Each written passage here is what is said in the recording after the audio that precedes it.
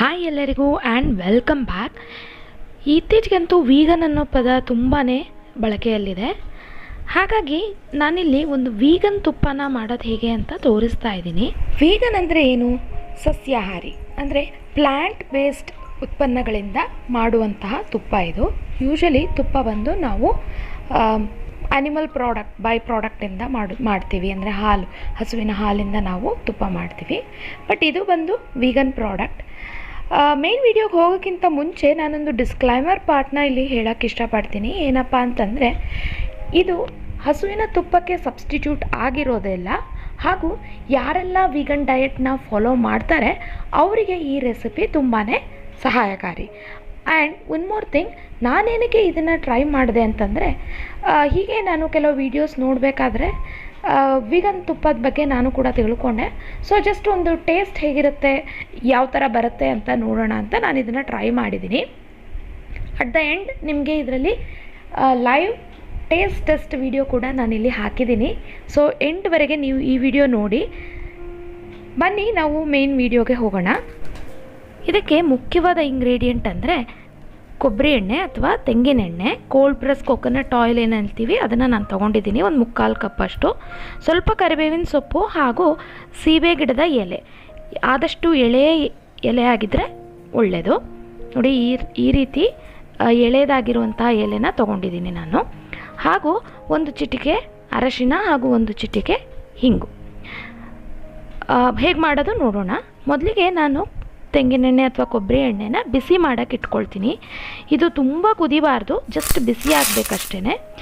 ಇದಕ್ಕೆ ನಾವು ಕರಿಬೇವಿನ ಸೊಪ್ಪು ಹಾಗೂ ಸೀಬೆ ಗಿಡದ ಎಲೆನ ನಾನು ಕಟ್ ಮಾಡಿ ಹಾಕ್ಕೊಳ್ತಾ ಇದ್ದೀನಿ. ಆ್ಯಂಡ್ ಹಿಂಗು ಮತ್ತು ಅರಶಿನ ಪುಡಿ ಇಷ್ಟನ್ನು ಹಾಕಿ ನೀವು ಸ್ಟವ್ನ ಸ್ವಿಚ್ ಆಫ್ ಮಾಡಬೇಕಾಗತ್ತೆ. ಜಾಸ್ತಿ ಕುದಿಸ್ಬಾರ್ದು, ಅಂದರೆ ಎಣ್ಣೆ ಜಾಸ್ತಿ ಬಿಸಿ ಆಗಬಾರ್ದು. ಸ್ವಿಚ್ ಆಫ್ ಮಾಡಿ ಇದನ್ನು ಹಾಗೆ ತಣ್ಣಗಾಗಕ್ಕೆ ಬಿಡಬೇಕಾಗತ್ತೆ. ನಾವು ಬಿಸಿ ಮಾಡಿರುವಂತಹ ಎಣ್ಣೆ ಏನಿದೆ ಅದೀಗ ತಣ್ಣಗಾಗಿದೆ. ಕಲರ್ ಕೂಡ ನಿಮಗೆ ಚೇಂಜ್ ಆಗಿರುತ್ತೆ. ಆ್ಯಂಡ್ ನಾನು ಇದನ್ನು ಒಂದು ಸ್ಟ್ರೈನರಲ್ಲಿ ಸೋಸ್ಕೊಳ್ತಾ ಇದ್ದೀನಿ.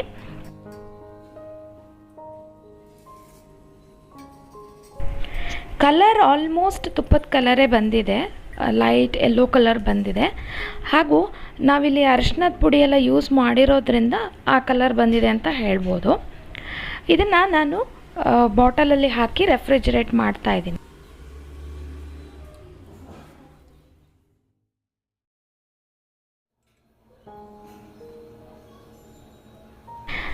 ನೆಕ್ಸ್ಟ್ ಮಾರ್ನಿಂಗ್ ನಾನು ಬ್ರೇಕ್ಫಾಸ್ಟ್ಗೆ ಪರೋಟ ಮಾಡಿದ್ದೆ.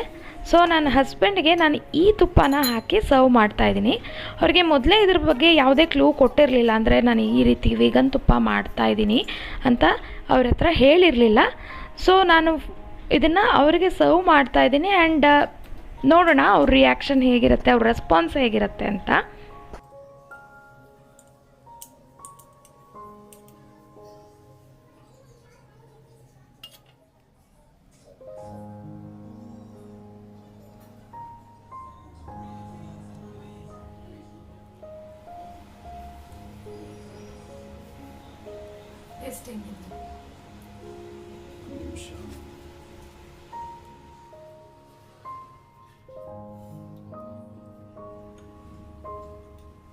ಪರೋಟ ಸೂಪರ್. ಪರೋಟ ಅಲ್ಲ, ತುಪ್ಪ ಹೇಗಿದೆ ನೋಡಿ.